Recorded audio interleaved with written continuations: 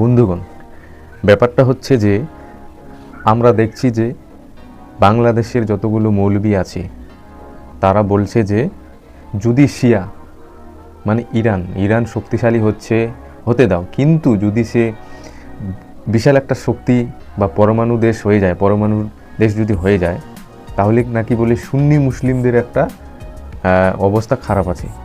সেটা আমি বলছি না, বাংলাদেশের এক মৌলানা এবং বাংলাদেশের অনেক সুন্নি মৌলানাগুলো বলে, তারা নলেজ বার করে বলছে যে যদি বাই চান্স যদি শিয়াদের হাতে ক্ষমতা চলে আসে তাহলে সুন্নি মুসলিমদের অবস্থা খারাপ আছে। কারণ শিয়ারা চাইবে পুরা আরব দেশে বা পুরা আরব মহাবিশ্বে তারা বিস্তার সংগঠন ঘটাবে।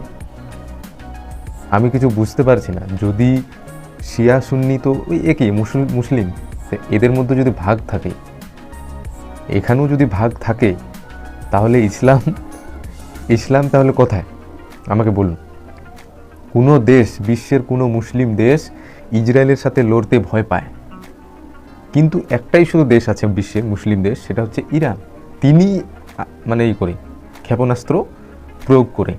বাকি যেগুলো মুসলিম দেশ আছে সেগুলো তো ইসরায়েলের সাথেই মিলে আছে, আর বেশিরভাগটা তো সুন্নিরই দেশ। তার মধ্যে তুর্কি আছে, জর্ডান আছে, এরা তো মিলে আছে ইসরায়েলের সাথে, ব্যবসা করছে। সৌদি আরব আছে, সৌদি আরবও তো সুন্নির দেশ, সুন্নি মুসলমানের দেশ। তাহলে এটা নিয়ে বাংলাদেশের মুসলমানরা কি বলবে, বাংলাদেশের মৌলবীগুলা কি বলবে? ওদের মাথায় কিছু আছে না সব গোবর ঢুকে আছে? সব কিছু তো সুন্নি যতগুলো মুসলিম আছে ইহুদিদের সাথে ব্যবসা করছে, মিলে আছে। একমাত্র একটাই দেশ আছে শিয়া, সেটা হচ্ছে ইরান। সে কারোর সাথে ব্যবসা করছে না, সে ইসরায়েলের সাথে ব্যবসা করছে না আপাতত এখন। তাহলে সে আবার কিভাবে ভালো হয়ে খারাপ হয়ে গেল? আর বাকি যেগুলো সুন্নি মুসলিম দেশ আছে সেগুলো কিভাবে বিপদে পড়বে? বোঝা যায় এদের মধ্যে এরকমই। আগে বাংলাদেশের লোক বলতো আওয়ামী লীগ আসলে ক্ষমতায় আসলে এই হয়ে যাবে, ওই হয়ে যাবে। তারপর বলছে না, আওয়ামী লীগ শাসন করলো 10-15 বছর ধরে, তারপর বলছে বিএনপি সরকার আসলে এইটা হবে ওটা হবে। তারপর বলছে না, জামাতি ইসলামিক পার্টি আসলে ভালো হবে। বাংলাদেশে আমি বলছি যে প্রকৃত মুসলমান আপাতত কেউ নেই, সব নিজের পকেট ভরার জন্যই এইগুলো বার্তা দিচ্ছে। প্রকৃত মুসলমান কেউ নেই। আজ যে মৌলবী ভাষণ দিচ্ছে যে ইরান নিজের স্বার্থের জন্য কাজটা করছে, তো তুমি তোমার স্বার্থের জন্য লড়াই করে দেখাও একবার, ইসরায়েলে যাই বম মারে আসো, দেখি কতটা ক্ষমতা, কতটা পাওয়ার আছে আপনার। হ্যাঁ, বাংলাদেশের মৌলবীগুলোর এত ব্রেন, এত বুদ্ধি, একটা সুই বানাতে পারে না। ভাবো তাহলে। ইরানের মৌলবীগুলোর বাদ দিলাম আমি, ওরা তো শিয়া, ওরা তো আলাদা হয়ে গেল। এরা তো সুন্নি, মানে কি শুনে মুসলমান। তো এদের মধ্যে বিভেদ। আর বাকি যেগুলো গরিব মুসলমান আছে তারা কনফিউজ হয়ে যাচ্ছে যে কে সত্য কে মিথ্যা, কে সত্য কে মিথ্যা বুঝতেই পারছে না। তারা কিভাবে বুঝবে? তাদেরকে তো পুরো ব্রেন ওয়াশ করে দিয়েছে। হ্যাঁ, শিয়া সুন্নি, সুন্নি সত্য শিয়া মিথ্যা, এইটাই আমাদেরকে বোঝানো হচ্ছে যে ওটাও একটা মুসলিমই শাখা, মুসলিমদেরই একটা পার্ট, কিন্তু ওরা হচ্ছে আলাদা টাইপের। ওরা কিন্তু সুন্নিকে দাবানো চাচ্ছে, দাবিয়ে রাখার চেষ্টা করছে।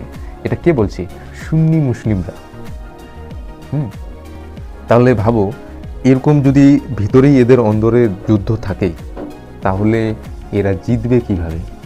এরা যে বলছে যে আমরা যুদ্ধ করব, আমরা ইসলাম পুরা দেশে কায়েম করব, কিভাবে করবে?